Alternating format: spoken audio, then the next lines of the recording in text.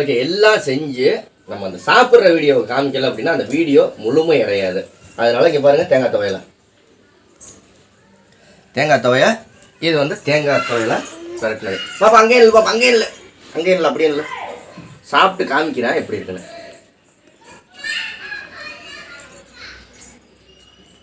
வேற level taste. அதுவும் தேங்காய் துவையலை பிணைஞ்சி சாப்பிட்டு தேங்காய் துவையலை தொட்டுக்கிட்டோம்னா, அதுவும் தேங்காய் துவையலை வந்து தேங்காயும் போட்டு தேங்காய் எண்ணெயிலையும் இது பண்ணனால சூப்பர். வேற லெவல். வீடியோ ஃபுல்லாக பாருங்க.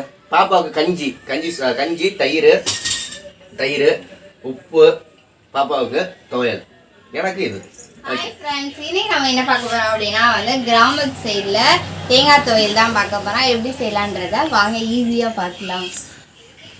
தேங்காய் துவையல்னா வேற லெவல் மாசில் இருக்கும். இப்போ பேனை வந்து நம்ம ஹீட் பண்ணிடணும். அதில் வந்து ஒரு ரெண்டு மூணு சொட்டு வந்து நம்ம தேங்காய் எண்ணெயை விட்டுக்கணும். தேங்காய் எண்ணெய் விட்டுட்டு நீங்கள் கடலைப்பருப்பு இல்லைன்னா துவரம் பருப்பு இருந்தால் சேர்த்துக்கோங்க.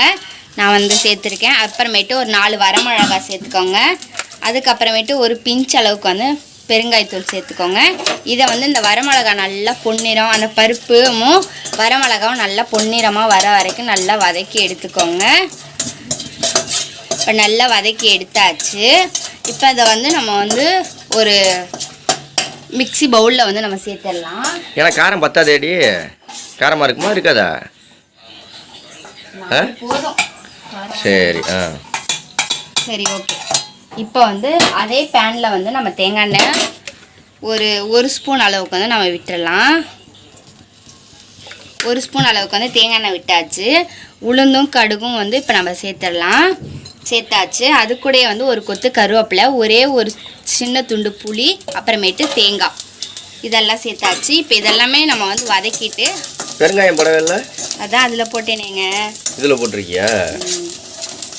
இப்போ இதெல்லாமே நல்லா வந்து வதக்கணும். தேங்காய் வந்து ஒரு கோல்டு கலரில் வரும் இல்லையா, அந்த அளவுக்கு வர வரைக்கும் நம்ம வந்து வதக்கி எடுத்துக்கணும். வதக்கிட்டு நான் எப்படி இருக்குன்னு காட்டுறேன். இப்போ நம்ம வதக்கின எல்லாமே இந்த மிக்ஸி பவுலில் போட்டாச்சு. இப்போ நம்ம அரைக்க போகிறோம். அரைக்கிறதுக்கு முன்னாடி நம்ம வந்து உப்பு சேர்த்துடலாம்.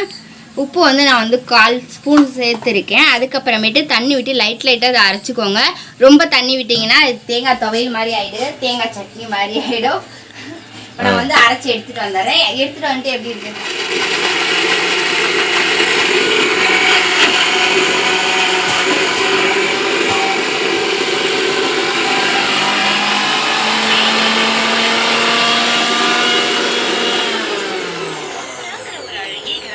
விஸ்கா அங்கே பாரு.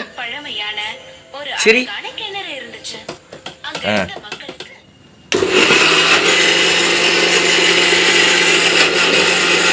சரிப்பா பாரு.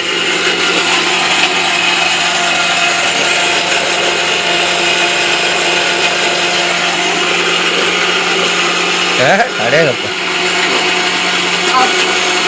ஆனால் அந்த மிக்சியை பாருங்க எவ்வளோ சுத்தமாக இருக்குன்னு. மிக்ஸி நிஷா நீட்டாக வச்சுருக்கா. ரெடி ஆயிடுச்சா? நாங்களும் தொட்டு பாரு உப்பு இருக்கான்னு. இது தொட்டு நக்கலாம். நீ ஏன் சொல்லு, நம்ம தானே சாப்பிட போகிறோம்.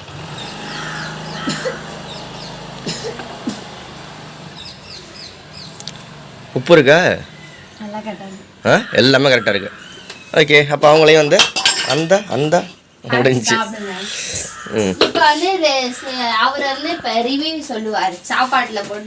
ரிவ்யூ இல்லை, நம்ம சாப்பிடுவோம்.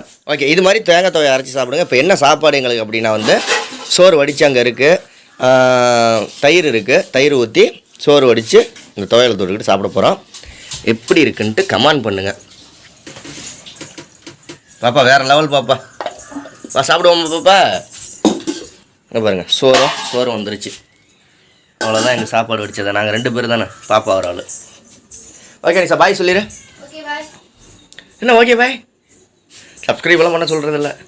சப்ஸ்கிரைப் பண்ணிக்கோங்க, லைக் பண்ணுங்க, ஷேர் பண்ணுங்க, எல்லாத்தையும் பண்ணிட்டு பாய் சொல்லிடுங்க. பாய். ஓகே, தட்டெல்லாம் எடுத்துகிட்டு வா, சாப்பிடுவோம். வேறு லெவல். இன்னைக்கு வானம்.